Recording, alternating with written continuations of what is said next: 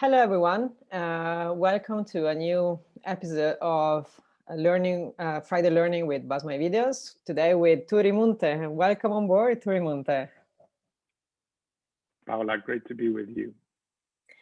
So I'm so happy that you're here today because you have a wealth of experience in many different areas of expertise in the media, technology, journalism. I was trying to actually make an introduction.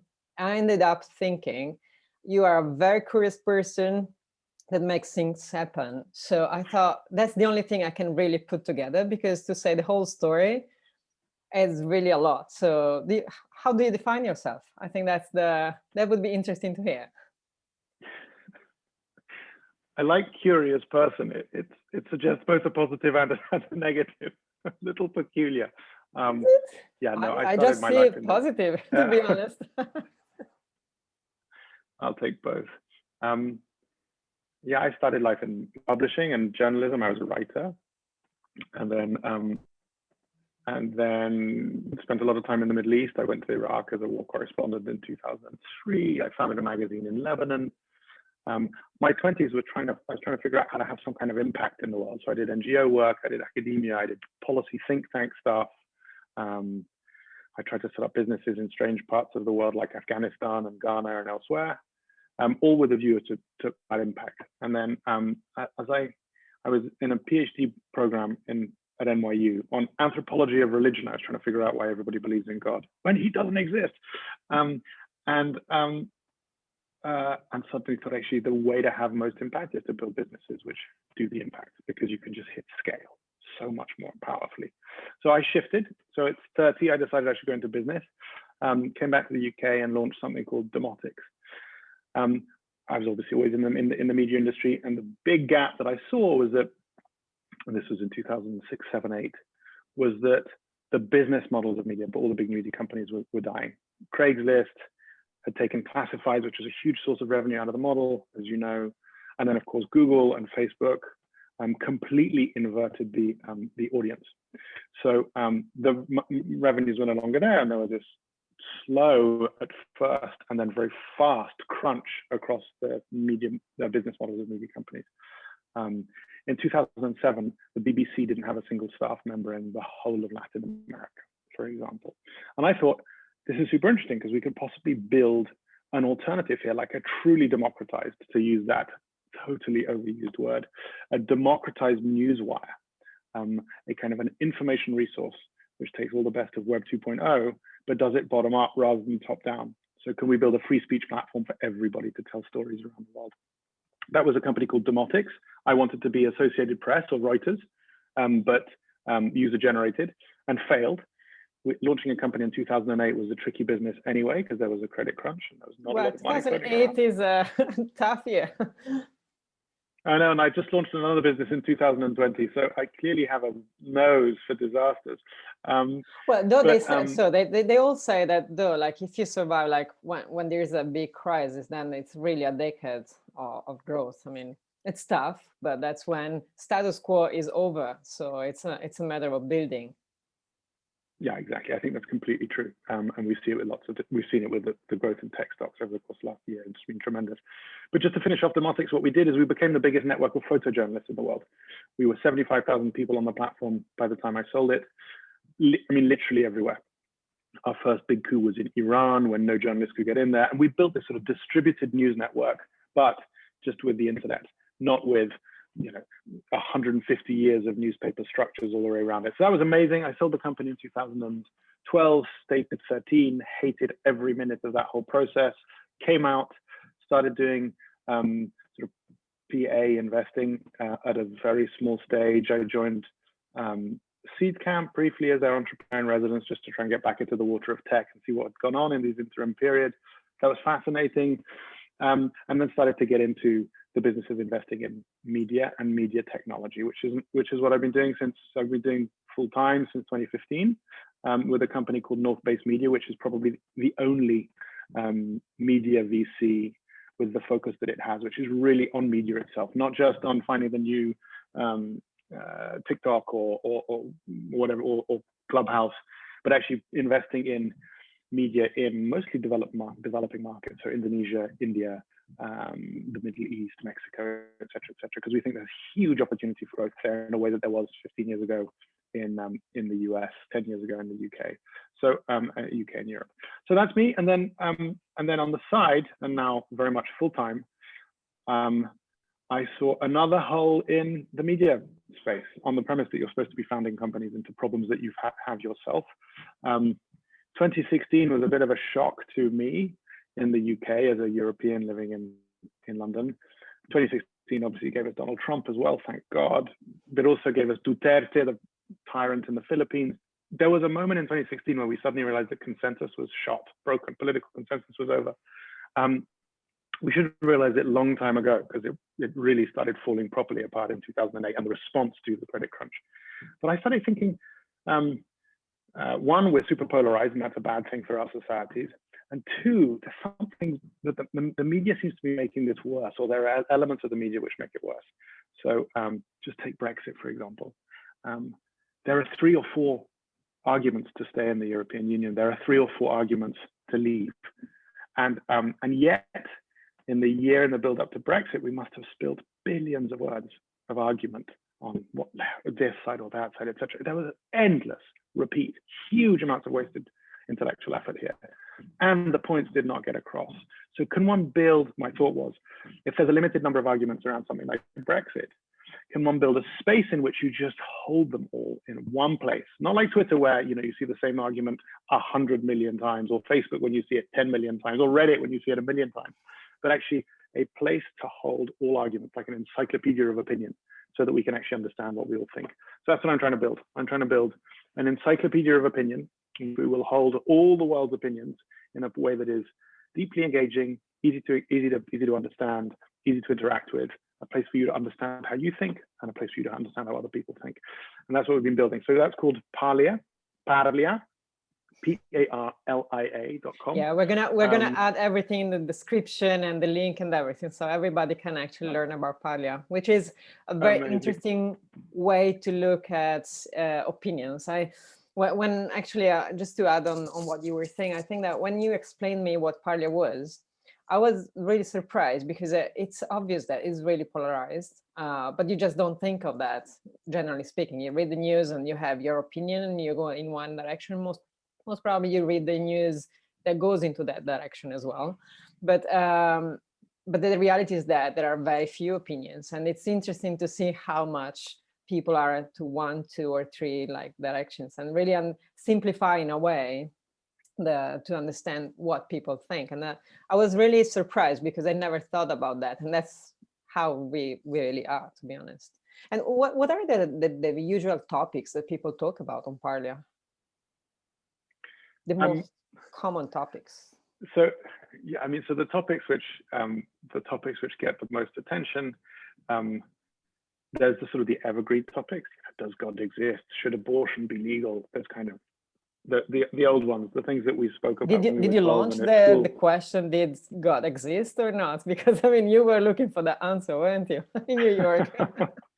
That's yours. Yeah, I already know the answer, so we've left it. Yeah. Okay, it's over. No, right. No, that's up there. That's always up there. But actually, what's super interesting is that we're in a moment now of, I mean, people talk about culture wars, but I think it's a fair description. We are at a moment in which there are very polarized factions looking at what our values are. And it's sort of fascinating, because it's a 3-way divide. You have the right, that old-fashioned conservative, all about preserving the values of the past, making sure there's a continuity and order, which is now split in 2, because you have that old-fashioned conservatism and a very hard authoritarian or securitarian right, which is sort of emblematic of the supporters of Donald Trump, or of Kaczynski, or of Orbán, or elsewhere, a kind of authoritarian populism. You've got a left that sees systemic inequality and discrimination in everything around them and wants the whole thing exploded. Often instrumentalizing things like climate change as a way of changing all of society's structures. So there's a real revolutionary moment on the left. Jeremy Corbyn in his own way, but really Bernie Sanders, Alejandra Ocasio-Cortez, and many others. And then you have a center, an old-fashioned liberal, which has been the dominant political and intellectual narrative really for the last 20 years, 30 years, really, since the build up to the end of the Cold War. Liberalism thought they'd won, you know. Broadly neoliberal on the economic sense, super progressive, or at least progressive on the social sense. Welcoming of discourse, open to conversation, et cetera, and the center feels totally destroyed because they're hemorrhaging members as well. They don't understand cancel culture, they don't understand the platforming wars that take place across university. So there's a sense that liberalism feels existentially under threat. The old order, represented by conservatives, feels an existential risk as well. And for the left, the hard left, there's a sense that society cannot continue like this, cannot continue going forward. So for them also, there is an existential movement towards change. So we're in a peculiar pivotal moment. I understand why we're polarized, because these are three very, very different contorted visions of what we want to be doing going forward. As an old-fashioned liberal, pretending that I'm not, my whole shtick is, how do we listen to all these things, feed them back into the pot, so that we can actually figure out ways of building society for everybody going forward. But I just want people to listen to each other. So that's what Parlia is trying to do. And so most of the conversation are really about politics, from what you're saying, or that's just one part, and there are complete, like, besides God, which definitely is number one, clearly. But so politics, religion, like the old topics that have been there forever, or is there like other? So actually, no, great question. Yeah. No, it's absolutely not the old questions that have been there forever. It is, for example, can you discriminate against straight people? Which is about as political as you can get, right? Because the answer to whether you can the debate about that, for example, which I've just seen literally yesterday, is discrimination just simply judging somebody for something that they have no control over? Or is it judging somebody for something they have no control over if you are powerful? So systemic injustice. Can you be racist against white people? Can you be discriminatory against straight people, et cetera, et cetera? So it's that kind of question, which is a big cultural piece. Should you deplatform trans questioning academics or authors? Should they be given a voice? What do we do about the deplatforming in universities, for example? Can white people wear dreadlocks?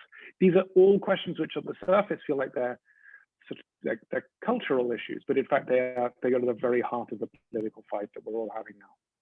Yeah, these are very existential questions that go to cultural / political, then become big questions, which is interesting because it's funny because it seems that the society goes into like not bothering like voting or anything, like nothing considering politics, but then apparently it's just they're expressing not willing to vote or not participating actively in politics, but they do care about the topics though, from what they're saying.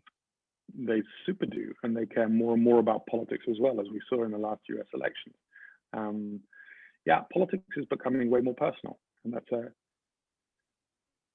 and there's all sorts of data which supports this parallel. It's sort of interesting. Over the course of the last 30 or 40 years, particularly in the US, but also across Europe too, going back to God, we believe in religion much, much less. Religion plays far less of an important role in our lives.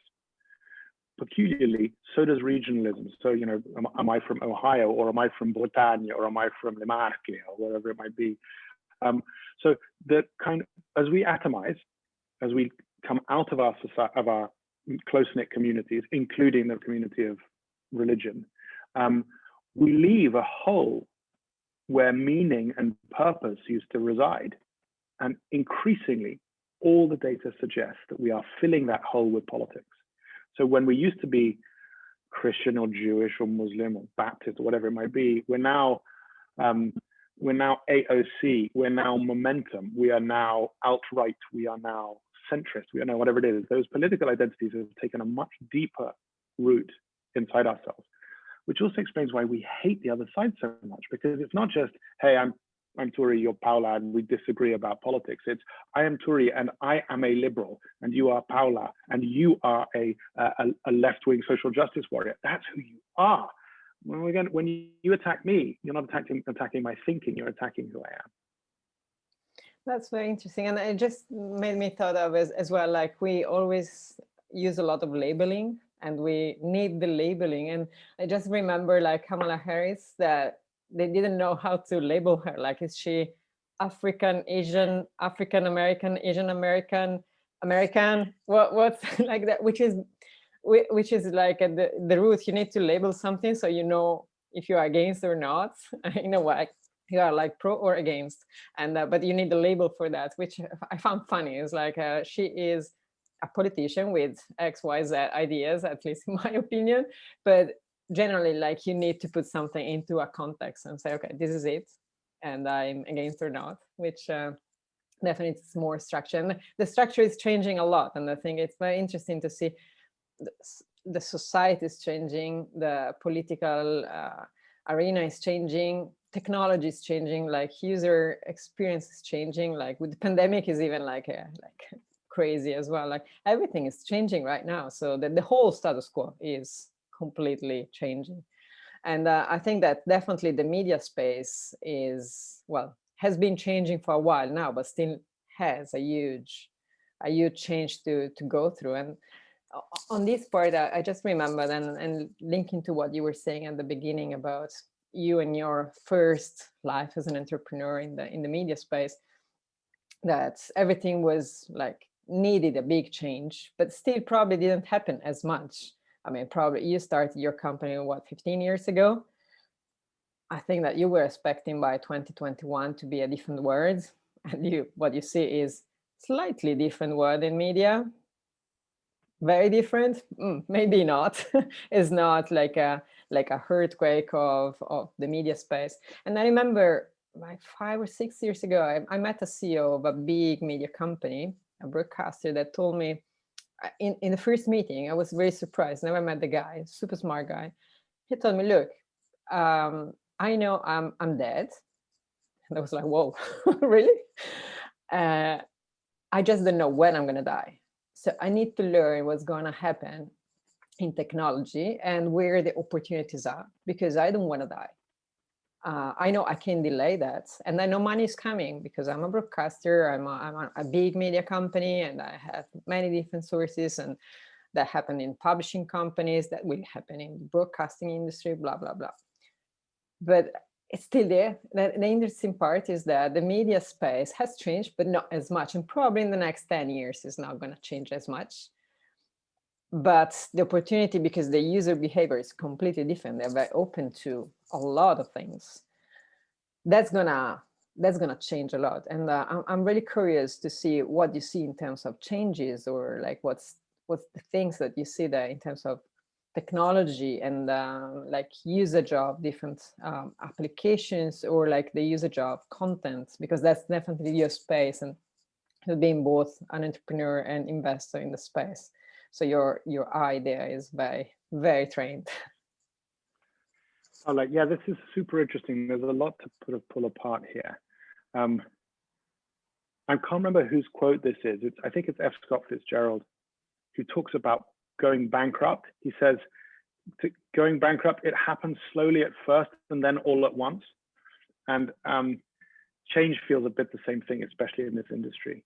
So there have actually been tremendous changes. I'm looking at across all the various different pieces. If you look at where music was 20 years ago, it's almost gone through, it's not there yet. We'll have another 10 years of it, but that the crash and rebirth of music, we know the trajectory that it's going in.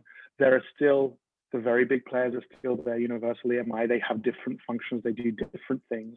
They monetize in completely different ways. Some of the really big players are still there. There's been a whole rash of new people, and money's coming back into the space. In the meantime, a scythe has been taken across so many producers, so many artists, so much of the industry has been damaged in the last 20 years of transition, and a whole bunch of other new stuff has emerged. You look at journalism. Journalism, yeah, the New York Times is now close to break even. The Guardian will be break even this year. The Times is doing well. The Washington Post is profitable. I mean, all these big old newspapers are doing actually pretty well. Meantime, there are less than half as many journalists as there were 20 years ago in the US and in the UK. Half, less than half. So, there's a local newspaper which goes bankrupt kind of every other day in the US and across Europe as well. So there's been also massive change brought across that industry. Key questions, both with music and with journalism, and one can say the same thing about TV. We can say the same thing critically about gaming, right? Which is now the biggest media, the biggest growth media in the world. Which existed a little bit when I was playing Nintendo, but really nothing like to the same extent, and wasn't really media. It was participatory media. It wasn't spectator media, which it now is. But the question always to ask, and the question I constantly try and remind myself to do in the face of gloom or disruption or panic or whatever it is the profession can change, but does the output deteriorate? And I specifically think about it, obviously, as you can tell, my interest is political, and is the impact that media has on the way we run our states and societies and our values. The question I'm always asking or trying to ask is, has the function of journalism, which is to hold power to account, has that actually radically suffered in this transition that we've had from thousands of little local newspapers printed on paper, distributed around through the letterbox every morning, through to this app economy of content? And for the most part, not for the most part, let me unpack it. In terms of world news, in terms of access to information, in terms of holding people to account, the changes are tremendous. The journalism has just got better and better. More people than ever have access to news, more people than ever are engaged in the news. And that's a tremendous thing. Where are the gaps? The real disaster is local journalism.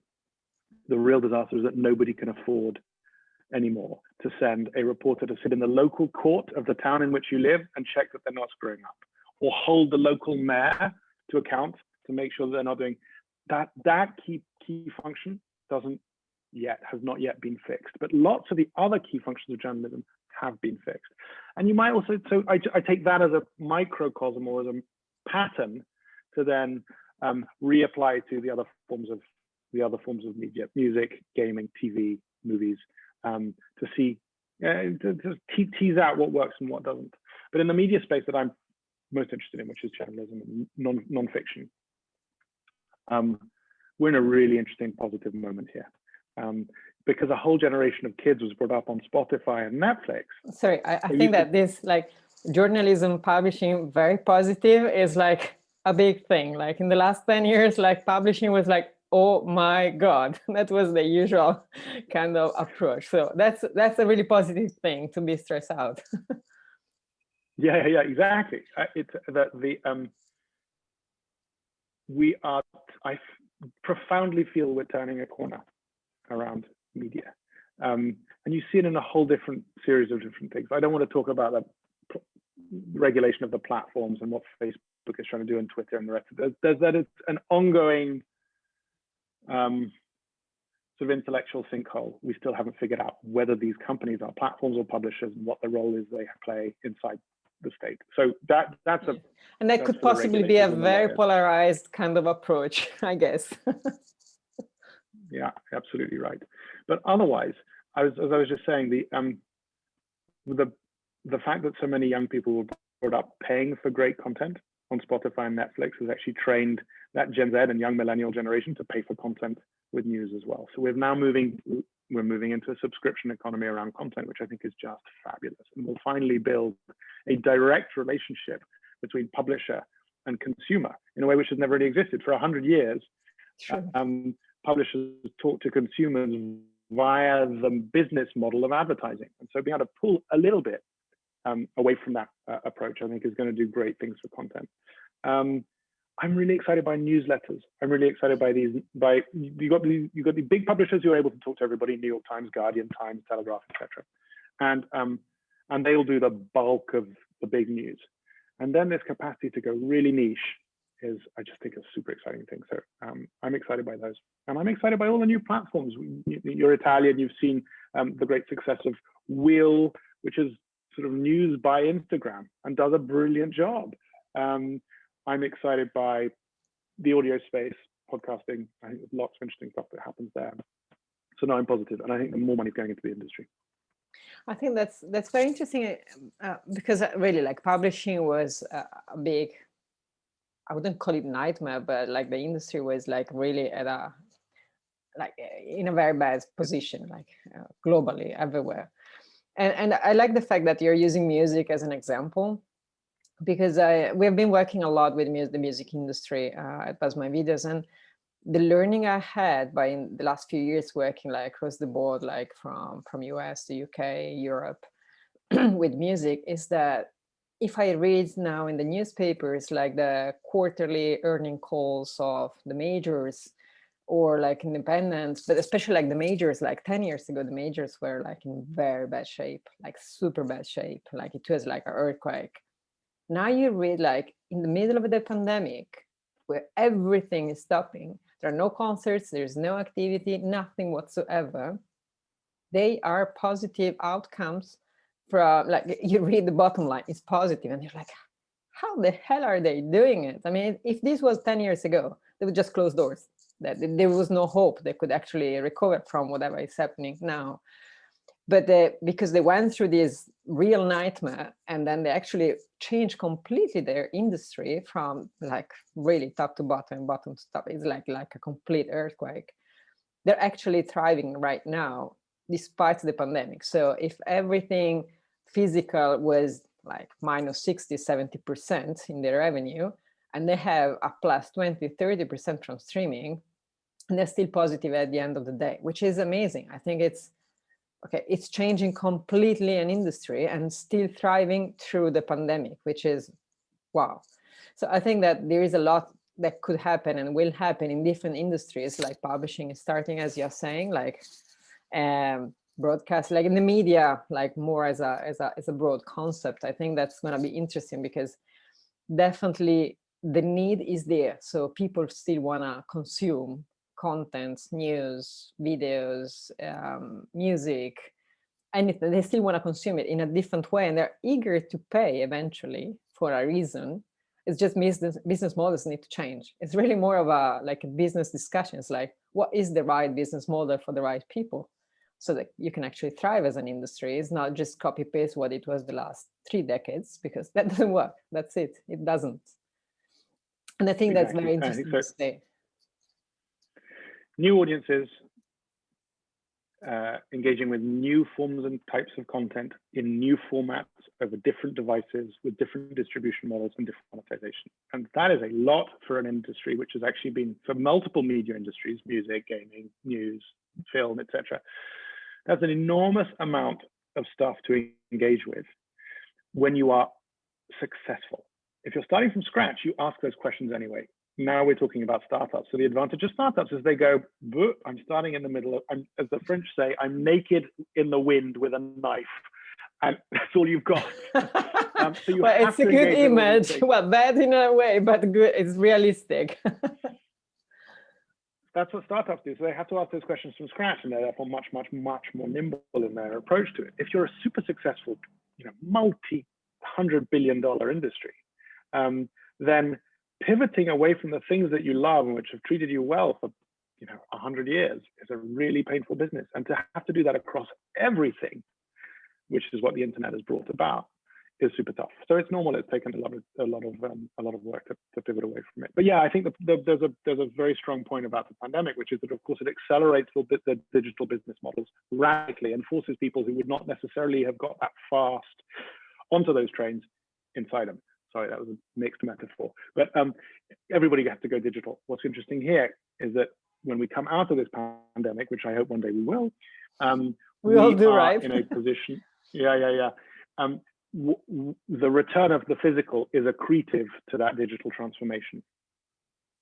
So you end up layering positives on top of it. And I think that's what's going to happen. Yeah, I believe as well, like if you can just turn it around and survive, at least in the pandemic, and invest in the future, that is going to be the present, because to survive, you really need to actually work on the present. Everything on top, that is going to be all the physical and everything that is coming from the past, or a different way to look at the physical from in the future, that's going to be thriving. And I think that's going to be interesting to see when we come out of this pandemic, because the business models are going to be different, because the golden rule in business is you need to stay alive. So, and if you stay alive, it's because you probably try different stuff, and you find something that could work, and then you build on top of it. And that's going to be interesting to see in the next decade, I believe. And talking about new stuff, just what do you think of Clubhouse? Everybody's talking about Clubhouse. We briefly touched on it before. I've just joined Clubhouse. It has got the most spectacular UI in the world. And it is, the entire design process is designed to trigger fear of missing out, narcissism, vanity, competitive social positioning, and the whole thing is just genius. So yeah, huge congratulations for the team there. There's something faintly hideous about the way that it's been done, but it's working. It's clearly working. So yeah, I'm hugely positive about audio in almost all formats. I love audio. I'm a huge podcast geek, and I run a podcast, which I love. I hope your listeners will look at. It's called On Opinion, and it looks at the nature of opinion, why we think what we think, why we argue. So I'm super pro audio, and I think this is a very, very, very big company going forward. Yeah, that's going to be interesting to see, because for some reasons it does remind me of chat roulette, which is a bit funny. I mean, not everybody would remember chat roulettes. I was at YouTube at the time, like 10 years ago or so, like 10 or 12 years, maybe. Then it went very bad. But before going bad, it was really like the concept was more on the video and connecting with people, and more on a one-to-one. I don't think it was in groups, but the concept was somehow similar, but on the video, not on the audio, which hopefully Clubhouse doesn't go that way, like it went on chat roulette. But the concept was nice originally on chat roulette as well. So yeah, Clubhouse, obviously you need to be brought into rooms, and therefore you sign up for things that your friends are involved with and everything else. There's something kind of great about that, but actually much more like chat roulette and much more moving in a sense is another small startup out of California called Dial Up. Let's put a link in the notes, which was founded by a brilliant artist / entrepreneur who amongst other things is currently now printing masks with celebrities' faces on them. I mean, she's a sort of a permanent troll on the worst excesses of our contemporary culture. But yeah, so Dial Up is really that. You check in with a random stranger to talk on particular topics. So you want to talk about loneliness, or you want to talk about startups, or you want to talk about health of one form or another. That's kind of beautiful, sort of scheduled conversations on particular themes with anyone, not with Mark Andreessen, who's going to come and talk, or Elon Musk on Clubhouse. So without the celebrity, really on the human, and that is kind of glorious. And you know what, talking about this kind of startups and this technology, I think that the common theme is people still want to share, they want to connect, they want to listen, they want to talk. And that's never going to change. It's just the way they do might be different. It's just really funneling it in a way that is building something positive and constructive kind of connections. That's always going to be there, and that's a whole new world of way to share through different technologies, which makes the life of an entrepreneur very interesting, because that's not going to change. It's just an opportunity to build different things for different people to actually connect, like you're doing with Parlia, and brilliantly. And that's going to be interesting to see the next decades to come. But the ways in which you design that communication are so important, though, right? And this is sort of the thing which is most interesting for us now, as all of us have seen our sphere of interactions reduced essentially purely to the virtual. But I feel like I'm much more attuned to the ways in which the design of these virtual environments impacts the ways that I communicate. And we can go back much further. We could say, if people used to meet at dinner parties in black tie or in formal suits, that is a particular form of interaction which precludes a whole bunch of conversations, a whole bunch of connections to be made. Today, when everybody is on Clubhouse, joining the right clubs and making sure that they've been invited to the right events, that forces one form of interaction, which obviously obviates the possibility of a whole bunch of other ones. So yes, the desire to connect is always there. the design of the platforms upon which we connect has a massive impact on how we do it, and and society more broadly. I'm saying something banal, but if I say it in a serious voice, maybe it'll sound more interesting. All right. Audio is important, as you said, the way you say things. And you're a journalist, so you definitely know how to do that. All right. So I really appreciate the conversation, Turi. I was sure it was going to be very interesting. And I'm sure that whoever is going to watch this video is going to be very, very interested in knowing more, and has spent the time very nicely, because you have such a wealth of experience, and the energy you have is just amazing. So thank you for sharing all of your experience and ideas and point of views. I really appreciate it. Thank you very much for being here with us. Paola, so great to chat with you. Thanks so much for bringing me on. It's been a huge pleasure.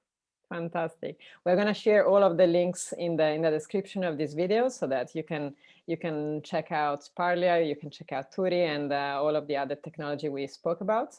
And we are going to see each other next Friday for another learning with BuzzMyVideos. And thank you for watching. Bye. Ciao.